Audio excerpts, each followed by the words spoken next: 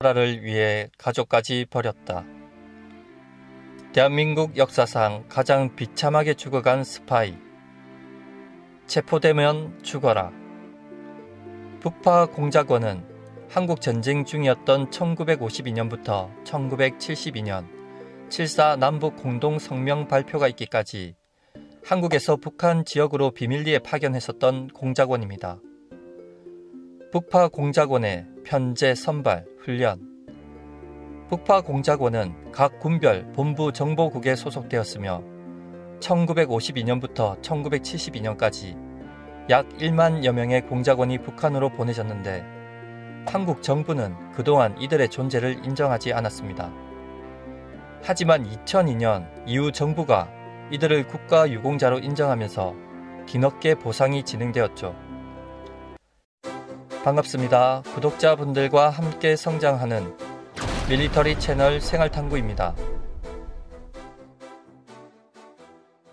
북파 공작원은 50년대와 60년대 이후 북파자로 구분하며 1950년대 북파자들은 대부분 이북 출신의 월남자들이 많았는데 이들 중 북파되었다가 실종되거나 전사한 이들이 90%에 이를 정도로 살아서 다시 한국으로 돌아올 가능성이 희박했습니다. 국가에서 비밀리에 운영했던 조직이라 지금도 정확한 규모는 알 수 없지만 1만여 명의 북파 공작원이 북파된 것으로 추정되며 이들 중 실종 처리되어 한국으로 돌아오지 못한 인원이 7,726명이나 됩니다. 대한민국 역사상 가장 비참하게 죽어간 스파이. 신문규. 1925년 강원도 철원에서 태어나 일본군에 입대해 관동군으로 복무 중 우연히 소련군의 포로로 잡혔지만 겨우 탈출에 성공한 그는 얼마 후 중국 공산당 팔로군에 잡히게 됩니다. 하지만 다시 탈출. 이번엔 탈출해 자신의 고향 철원으로 오게 되는데 당시 철원은 북한 땅이었고 할 일을 찾던 그는 북한 인민보안대원으로 근무합니다. 그러다가 한국 전쟁이 발발하였고 철원이 한국에 수복되었는데 이때 신문규는 남한에 귀속해 육사단에 입대하여 수색대원으로 활동했는데 남북휴전협정이 체결되자 이번엔 북파 공작원이 됩니다.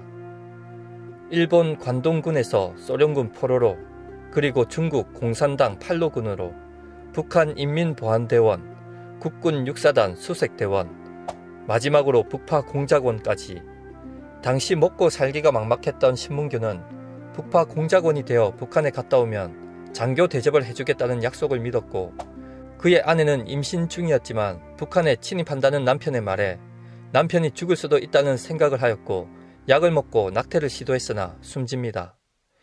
이후 신문규는 슬하의 세 아이들을 처남에게 맡기고 1955년 북한으로 잠입합니다. 귀환. 북한에서 공작에 성공하고 돌아오는 길에 인민군까지 포로로 잡은 그는 한국에 돌아가면 분명 없이 많은 포상을 받을 거라고 들떠 있었습니다. 작전대로 그는 귀환할 배를 기다렸지만 갑자기 상부에서 육로로 귀환하라는 명령이 떨어졌고 육로 귀환 중에 북한 인민군에 생포되고 맙니다.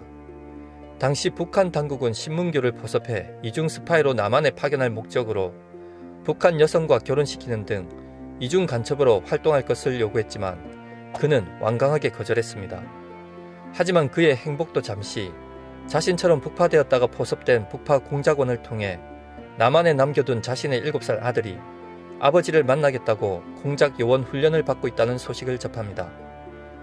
이후 신문규는 북한 당국에 이중 간첩이 되겠다고 남파를 자원합니다. 이후 휴전선을 넘은 신문규는 자신의 아들과 상봉하였고 과거에 자신이 속했던 대북 첩보 부대에 자수합니다.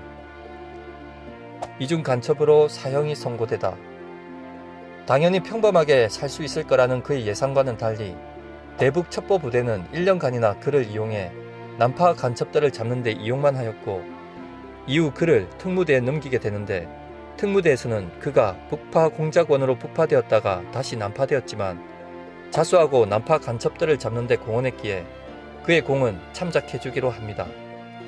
하지만 어찌된 일인지 중앙고등군법회의는 그가 간첩 행위를 하기 위해 위장 자수를 하였다라고 주장하였고 1961년 5월 25일 결국 형장에 이슬로 생을 마감하게 됩니다.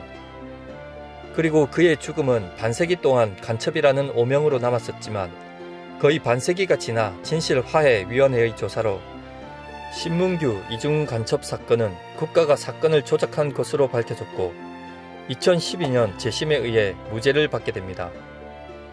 마치며 당시 북파 공작원들은 북한에서 체포되면 그냥 죽어라는 명령을 받았습니다.